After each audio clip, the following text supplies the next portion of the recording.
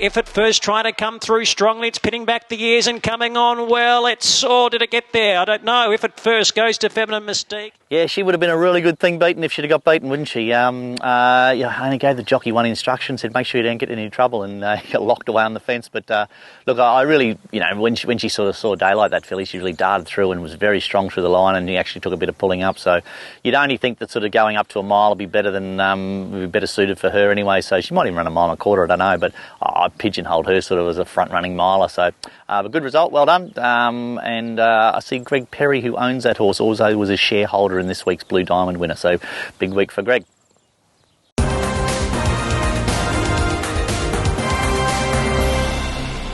Okay, we'll head off today to Kilmore with La Spezia. She's having her first run, so interesting to see how she goes there, but she seems a nice enough sort of filly, keen to get her to the races.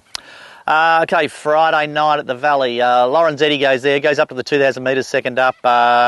Look, he seems to be in really good condition. Drawing the outside gate again. He's a bloody horrible horse for drawing bad gates, but only really looks... There's a nice little 3-year-old in that. That's sort of a nice progressive horse. It'll probably start favourite, will probably start second favourite, but he seems to be really good. Just a bit mindful, these horses, sometimes they run really, really well first up fresh, and then their second and third ups can be a little bit flat, so just have to be a bit mindful there. Look, Ollie goes on 2,000 metres around the Valley. You reckon it'd be a good race for him, so he'll go well, no doubt. Bendigo on Tuesday. Fortune Roads went really good the other day. Jockey said that she just didn't really come down the hill all that well at Colac.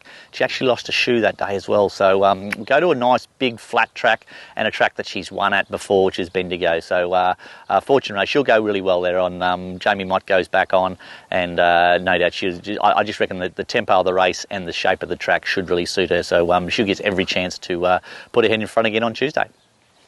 Okay, Wednesday, I might take a horse called Evader to Sandown. It's really tricky, this, because I'm going to run her out of her grade, and at the moment she's eligible for 58 grade races, so she would just go to a 58, probably start short price favourite, and would be hard to beat. But there's a really nice race at Sandown for her next week. The problem with that sort of stuff is if you run them and she runs second, she'll actually get probably a kilo penalty for not winning, which will put her out of 58 grade. So it might be a little bit costly. So I have to have a really good think about that. It probably depends on her work on Saturday. If she works up really good and I think she's a live winning chance, I'll probably take her. But if she doesn't, I'll probably just wait and take her to a little 58 race where she can probably be very hard to beat.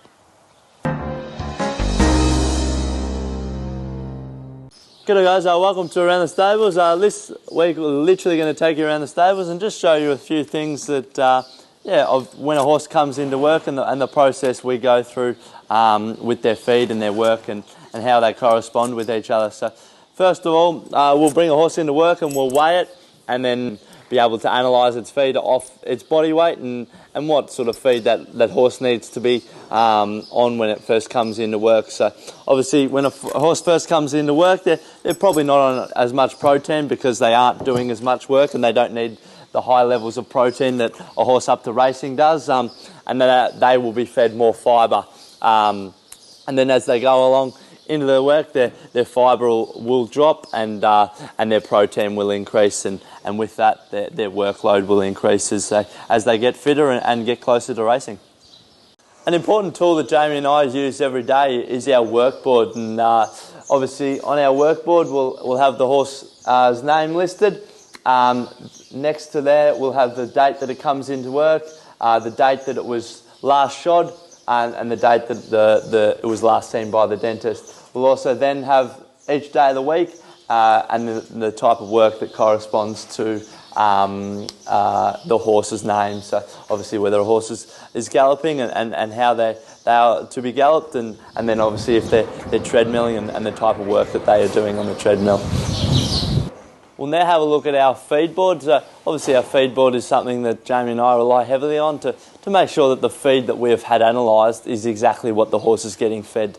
All our feed we literally weigh down to the gram, so we know exactly what's going into the horse's mouth, and we know exactly what each horse is getting fed. So Obviously you'll have the horse's name, which corresponds to what feed they're getting fed. So it's very important that exactly what we've had analysed and where that horse is at to its stage of its prep is exactly what the horse is getting. Obviously horses are also fed electrolytes, and more electrolytes if they sweat, and obviously we use a multitude of vitamins and minerals to make sure that each horse is getting exactly what that horse needs.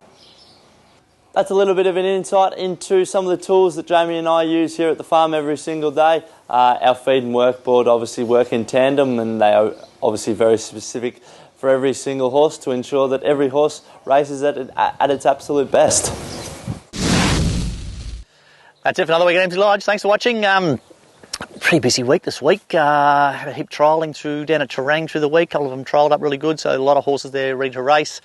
Have a really busy time the next 2 weeks as far as horses going to the races. Melbourne Premier Yearling Sale starts Sunday, so we'll head down there and see if we can't find ourselves a nice little bargain there. Keep an eye on our website, and we'll see if anything we bought there. Probably a really sad week this week is our little dog Scobie passed away. Anyone who knows our family knows that Scobes was always part of our family and was always following Janet around. So anyway, he'll be sadly missed, no doubt. Until next week, see you later. Obviously work in tandem, and they have to work together and to get the absolute very best out of every horse. No, that's right. I said single twice. That's right. Yeah, I'll say something like that. A horse's protein and fibre levels will change as